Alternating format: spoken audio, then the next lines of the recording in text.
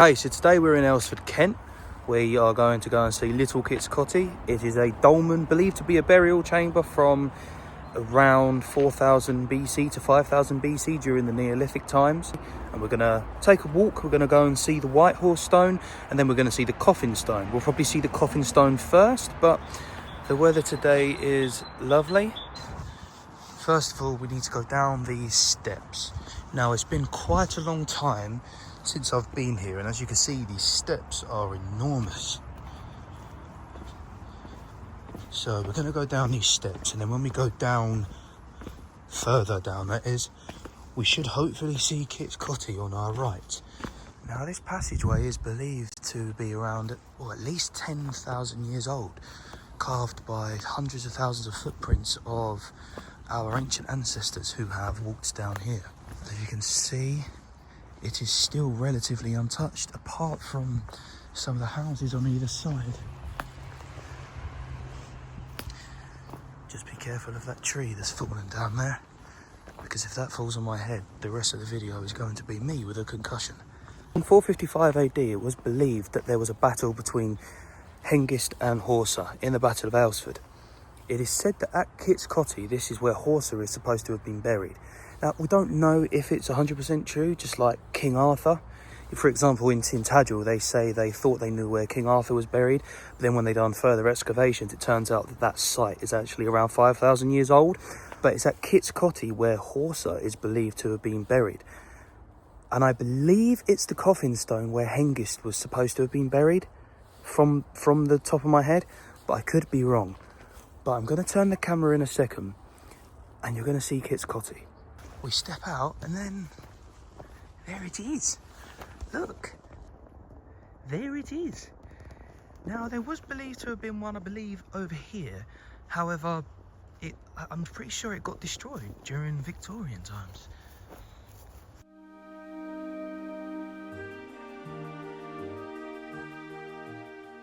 I believe at the start I said this was 5,000 or 4,000 years old.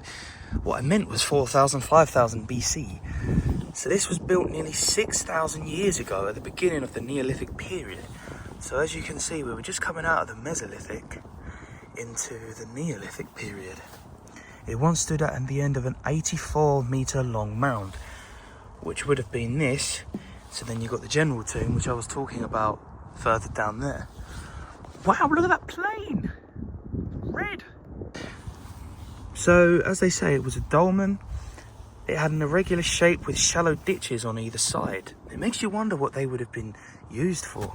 So the name actually came from William Lambard. And the unusual name came in 1576.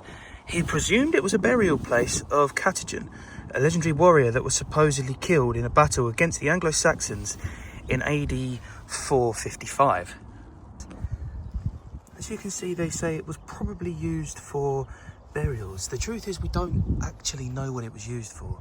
Some people believe that it could have been a type of piezoelectric kind of effect that these dolmens produce, but again, we don't know. I mean, if you look in places like South Korea, you'll see them dotted everywhere. In fact, I believe it has the biggest concentration of dolmens anywhere in the world.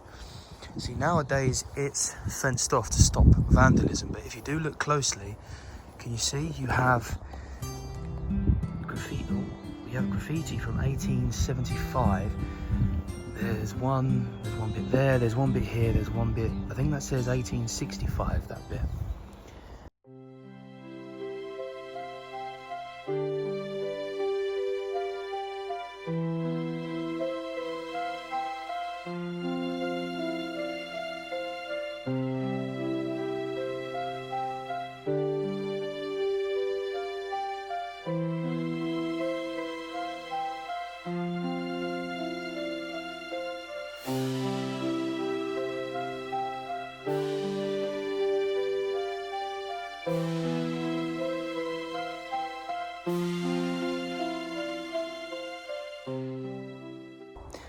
It's time to say goodbye to Kit's Coty and time to go to Little Kit's Coty. They're also known as the countless stones because, well, every time you try and count them, you always get a different number. So just there, I mentioned about Smythe's megalith.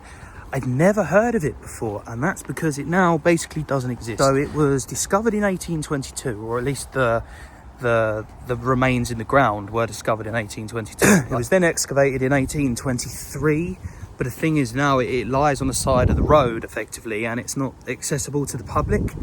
So unfortunately, we won't be going there. This is quite a long pathway, and it's quite downhill. I remember from coming here before, it was quite a trek coming back up, and we'll pick this up when we get to the bottom. Okay, so we are now at the bottom of this hill. I used to think we had to go down there, but we don't. It is down there that we have to go.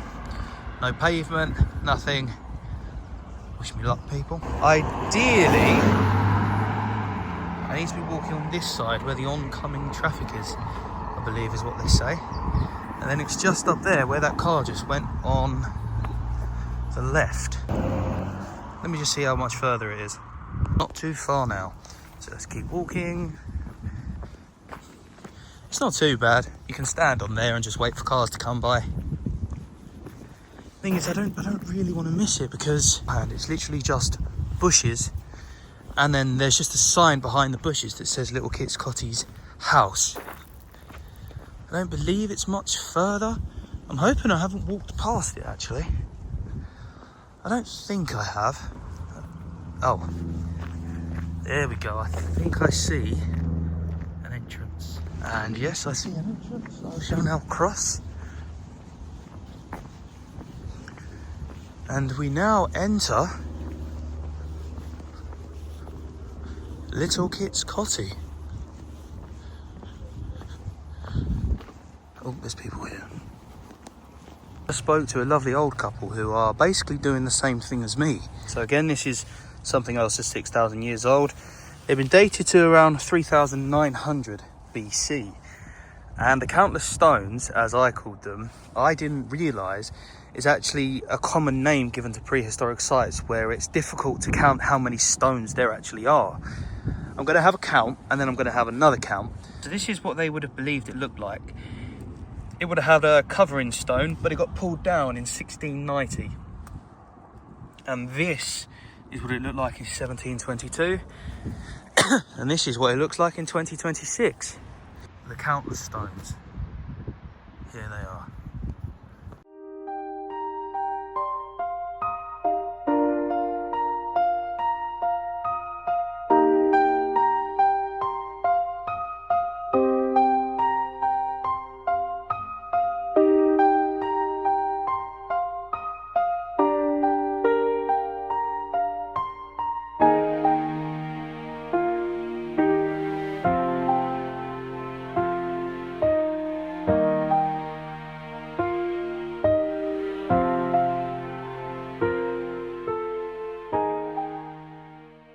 I just counted them and I got 18. 1, 2, 3, 4, 5, 6,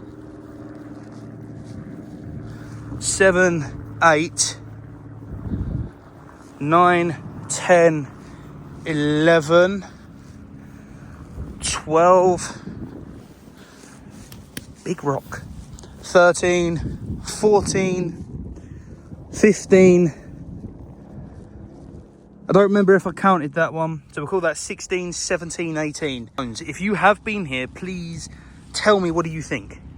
Time to say goodbye and go over to the Coffin Stone. And I think where those cars are turning down there, I believe that's where I have to go. Wish me luck, people. So we're just walking up here now. I've done a lot of research into this, and basically the Coffin Stone is in those vineyards in there. Oh, there's a car coming. Jesus. Right, so it's up here now. That's how I need to go. This looks even more treacherous. Walkers in the road, there we go. Yes, I'm sure that sign there, a tiny sign, will allow people to see me. My God, it's warm. Yeah, she must be knackered. I know I am. So if anyone is watching this and they are my age, roughly, and they're in the Kent area, feel free to drop me a message.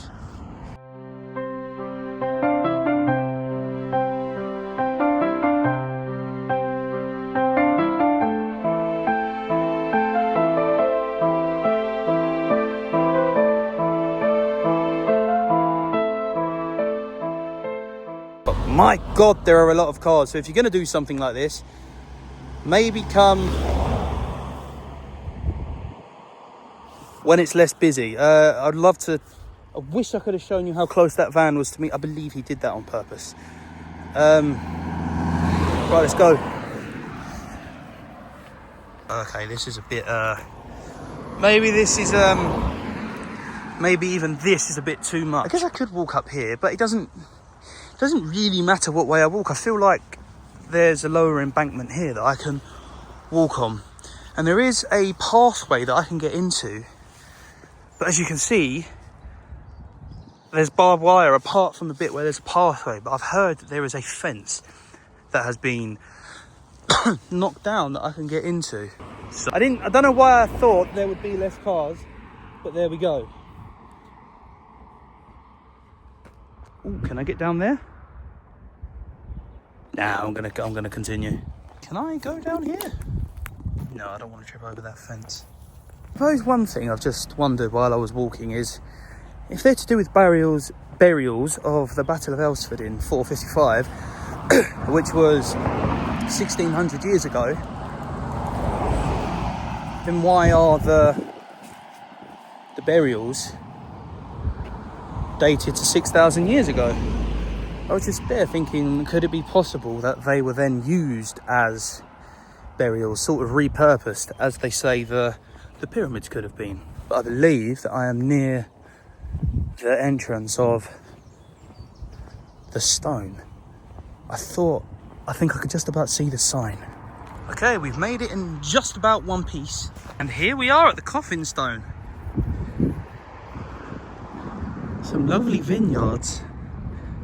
And as you can see, it almost seems as if a trail has been left, because the owner of this field would have known that people would come and have a little look at this stone. It's a lovely view, look at this.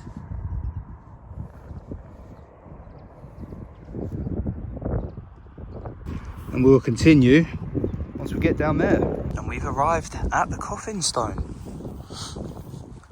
It's bigger than I thought. I thought it was just this. I didn't realise there was more to it. And I mean, if it was a grave, then it's a blimmin' big grave, isn't it? Again, these are sarsen stones. It's massive. I do wonder though if it would have been similar to Little Kit's Coty, or if it could have been a type of dolmen possibly. So it makes me wonder if this one here, the bottom one, was the kind of the covering stone, the top stone, and if it was a smaller type of dolmen. So say if that rock there stood up, this rock in there stood up, and then that rock in there stood up.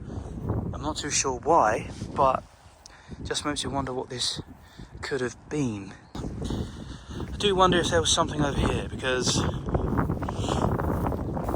you've just got this stone here, and then you've got a tree growing here. It makes me wonder if there's kind of ancient sacred spring or something, and this is where it's making the tree grow from, possibly. I could be clutching straws here, don't get me wrong.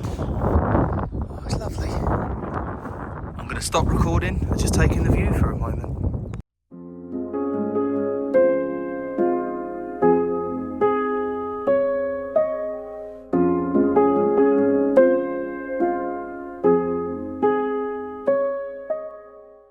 We are going to make our way soon to the White Horse Stone, which I believe is all the way over there. So we've now got to walk back down that path. Wish me luck. If you've got this far in the video, please give me a follow, give me a like. What else is it they say? Subscribe and comment. We're now going to make our way to the White Horse Stone. It interests me as to why ancient people all over the UK, and when we look at France as well, why they believe that stone circles and megaliths and dolmens, especially in South Korea, that interests me. Why there are dolmens in South Korea and why there are dolmens in UK, why there are dolmens in France. There was clearly a shared knowledge. I don't believe it would have been coincidental either. I just feel like if you were going to bury someone, even with that kind of importance, I just don't feel like a dolmen would have been the way to have buried them. However, not only this, but we don't know what happened really 1,000 years ago, let alone 10,000 years ago, 100,000 years ago, which is why I've always been open to the fact that maybe we just don't know everything like we say. Maybe it's a case of that we have the fear of the unknown and we're just writing history to try and soothe that part of our brain that's quite anxious. Oh, I'm out of breath. Jeez. Okay, luckily this is a one-way, so now I can see the traffic at least, but I should probably walk on this side as this is where the little embankment bit is. Oh my god, there's a horse carriage. Straight away, I'm nearly going to die. Now we're going to the White Horse Stone. The White Horse is more to do with Anglo-Saxons, as it is the sign of the Anglo-Saxons. Now, some people say this is where Hengist could have been buried, although some people say the Coffin Stone is where Hengist could have been buried. So it's really up for debate, but some people say, especially traditional folklore, that this is where the memorial could have taken place. But again, I want to spin some doubt on all of this. We don't particularly know, actually, what any of it, should we say 100% factually, was used for. We have hypotheses, we have theories, but again, we just don't particularly know. It's a lovely view, but it's just a bit treacherous walking down here. It's a bit scary, I'm gonna be honest. But you know, when there's no cars, we basically now have to go all the way back from where we come from to where we want to go.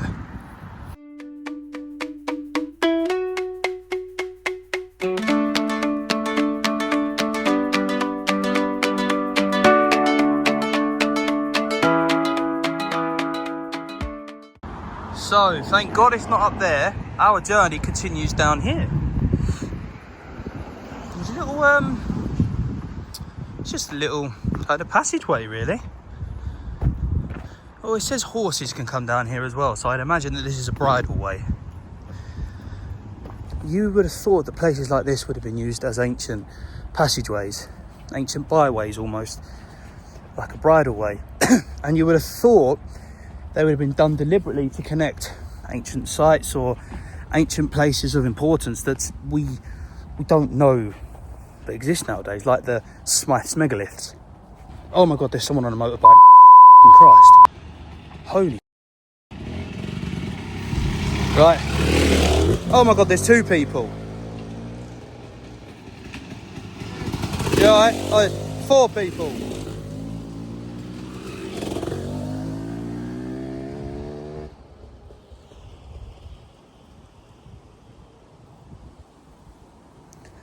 Right, I did not expect motorbikes to be coming down here, but just had to double check if I go up here or if I go down here.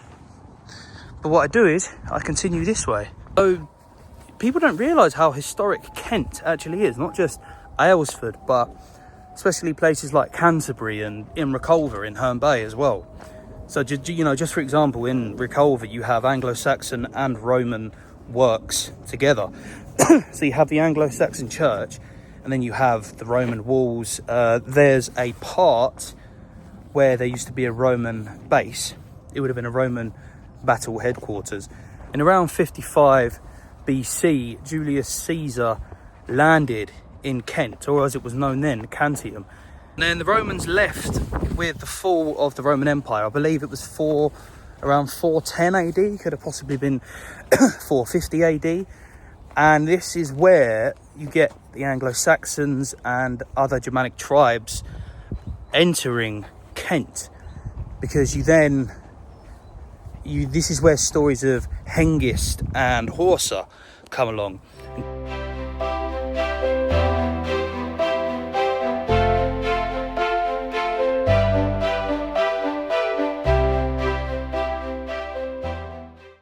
I thought it was just going to be one long pathway, but evidently not. I don't know which way to go. Let me check the map. Okay, so it's telling me to come up here, and then I have to take this right here. Look at this. So I just walk through here. You never know what you're going to encounter until you start encountering it. Weird. Woo! Very echoey in here. Beep boop. Boop. Beep boop boop boop. And then we come up here and we turn left. Now this was the way that I was looking at on Google Maps, so it's gone well. There's a little petrol garage there. I believe that's a Shell garage. Prices at the moment are ridiculous. There is absolutely no need for the prices to be like that.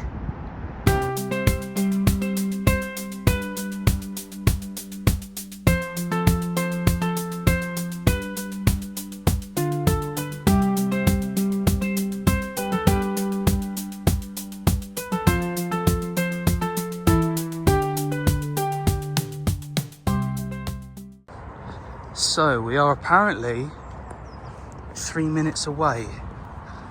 I have about 40% battery left.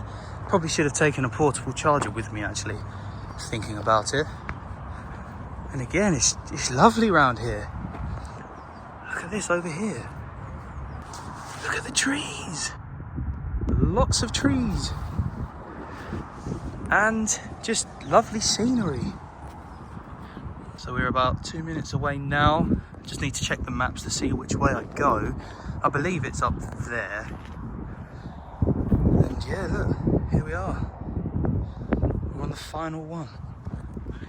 So let's have a look where we go. And so we're on the final part of the journey. I'm not too sure if I go over here or if I'm gonna go this way. And then it should just reveal itself on the left. There it is, just about enough to get by, have a little bit saved, and there it is. The final stone. People have had a bonfire here as well. Goes to show the significance of the place to this day. I mean, just look at the view.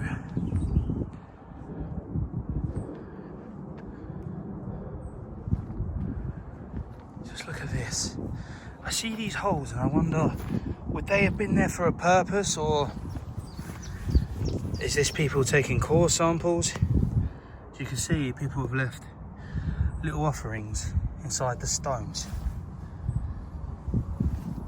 And there is some kind of true significance to these ancient sites.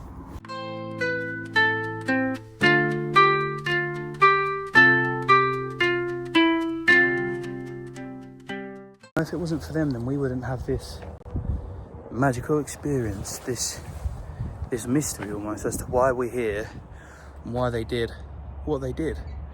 Because the truth is, they're going to find some of our structures in 5,000-10,000 years time, and they can only wonder what we were doing and why we were doing it. And the thing is that there will be written texts, but a lot of it is digital, so a lot of it will be lost in the future.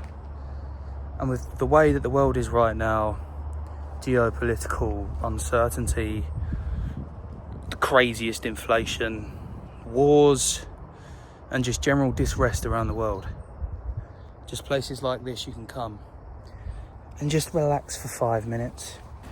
Can't help but wonder what these were for. The Battle of Hengist and Horsa, was that a fable or a simile or a story to hide something or to kind of enrich the history? We don't really know, but all we do know is that when we have places like this that are still accessible for free, it just goes to show that there is a little bit of wonder still in the world. And as you can hear, people are now coming down on the motorbikes, as I didn't realise that motorbikes come down here, but thank you for that. Don't forget to comment, like, share and subscribe. And just get outdoors. Don't need to run, don't need to cycle, don't need to jog. Just go for a walk. It's lovely.